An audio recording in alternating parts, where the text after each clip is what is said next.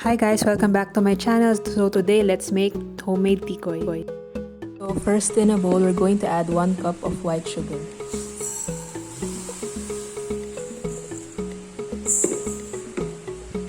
Then we're going to add 200 ml of coconut cream,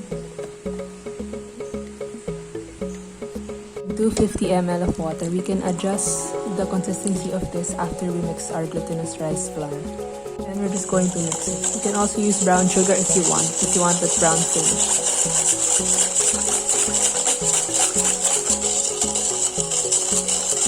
Then we're going to add 500 grams of glutinous rice flour.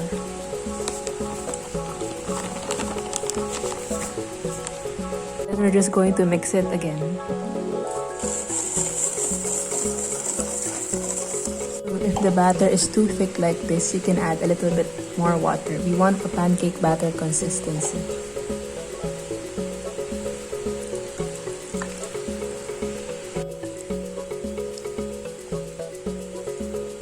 Then we're going to add 2 tablespoons of coconut oil. Also add 1 teaspoon of salt. Then we're just going to transfer it into a greased mold. You can use a square pan or rectangular pan, and then you will just have to adjust the cooking time of it. So let's start pouring the batter into the mold.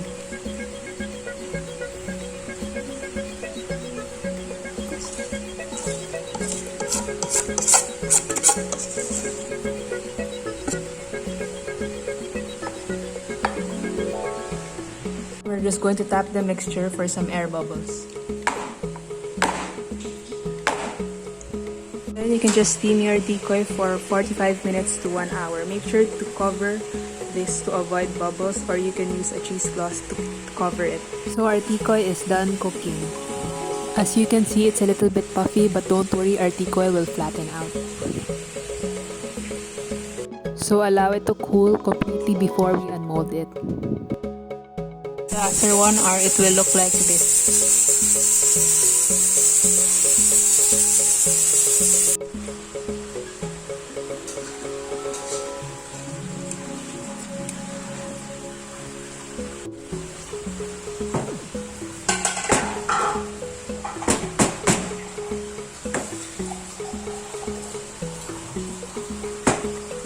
The tikoy is sticking to the tin, so you just be careful in unmolding it. You can use a spatula like this to remove the tikoy on the mold, or you can put parchment paper on it before putting the mixture. So this is my finished tikoy. I unmolded it quite warm, that's why it was really hard to unmold it.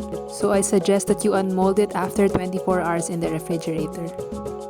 So after 24 hours in the refrigerator, you'll see that the tikoy is firmer in texture.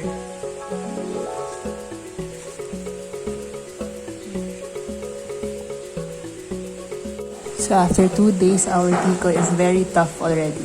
Yeah. And that is the consistency that we want. So let's start slicing our homemade coconut tikoy.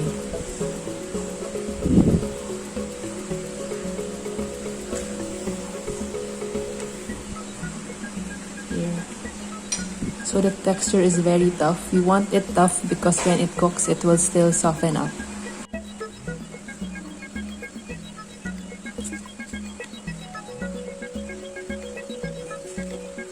And then we're just going to beat 1 egg. Then we're going to add our tikoy to this beaten egg and pan fry them.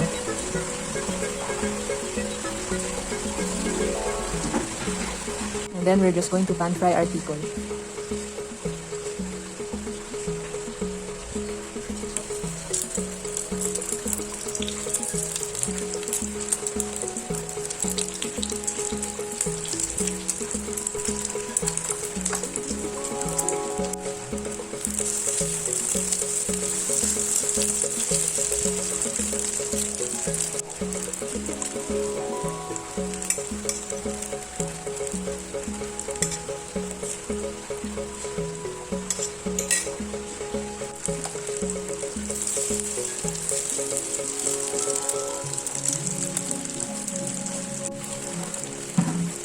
So this is the finished product of our fried tikoy.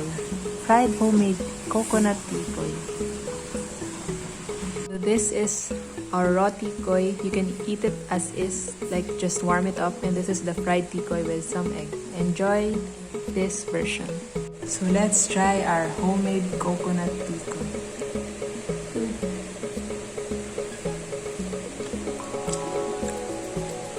It's still soft, but it's better when it's at room temperature. It's still warm pala, not cold. Enjoy and don't forget to subscribe to my channel. So, the coconut taste, it's not as strong even though we added coconut cream already. But the coconut cream gave this tikoy so much softness.